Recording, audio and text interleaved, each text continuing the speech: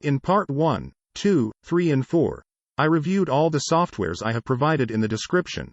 I have tried to replicate my thumbnail, which was done in Photoshop, to see if at least they have the basic tools, and the most important thing is, are they completely free? And in part 4 I tried Canva, but I wasn't able to download it or even save it. It wasn't a good experience, but I gave it a second chance. Guess what? Yes, I was able to download it and save it. In the beginning I thought that it's limited to some number of layers, but I did the same thing as before, but now there were no limitations. I don't know what was happening, but it's working now. I just wanted to clarify this. So in this last part I will give you my opinion, and rank them based on these criteria. Cross-platform and compatibility, 3 points. Layout design and ease of use, 1 point. Creating a file with a custom size, 1. Open or import multiple files in separate layers, 1. Transformation tool, 1. Selection tool, 1. Editing the selection before cutting the object, 1. Drawing a rectangle, 1.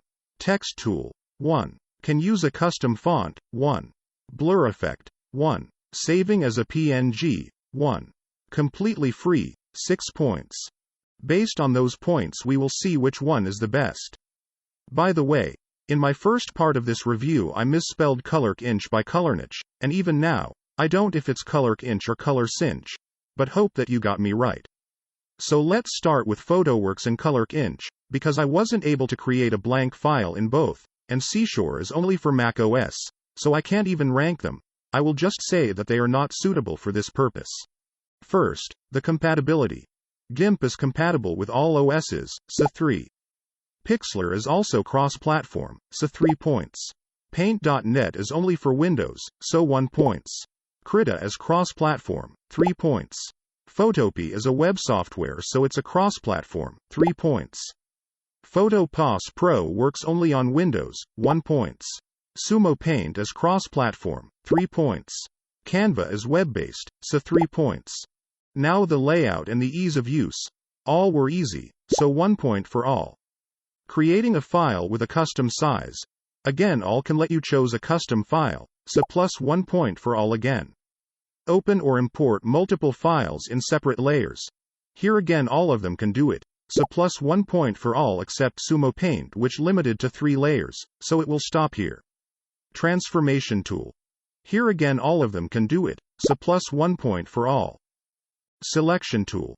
Here again all of them can do it, so plus 1 point for all except Canva, in which I wasn't able to find the selection tool. I did find out how to mask the background, but it wasn't the selection tool, it was just a frame which masked the background. Editing the selection. GIMP, Krita, Photopea and PhotoPass Pro gets 1 point. Pixlr, Paint.net and Canva gets nothing because I wasn't able to edit the selection format. Drawing a rectangle. In this one all of them were able to do it, so 1 point for all. Text tool. Some of them weren't that practical, but in the end you can write with it, so again 1 point. Can use a custom font. 1 point for all except Canva. If you want to use a custom font you need to upgrade to the Pro version. Blur effect. Now it's PhotoPass which wasn't able to do this effect. Maybe it's still a little buggy, so, plus 1 for all except PhotoPass. Saving as a PNG.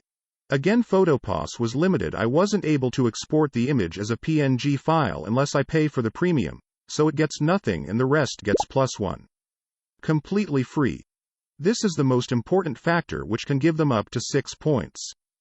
GIMP, Pixlr, Paint.net, Krita and Photopea are completely free. I didn't find any limitation and there were no hidden fees, so 6 points.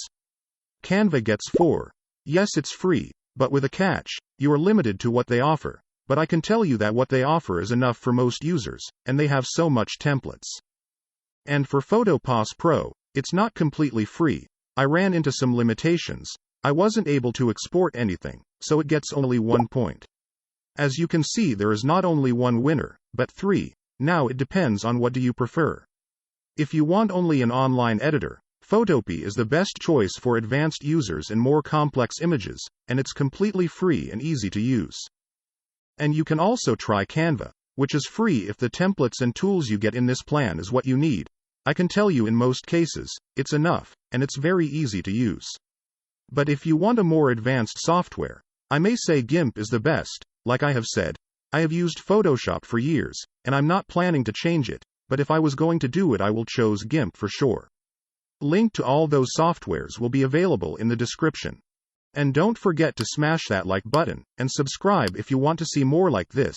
Thanks for watching.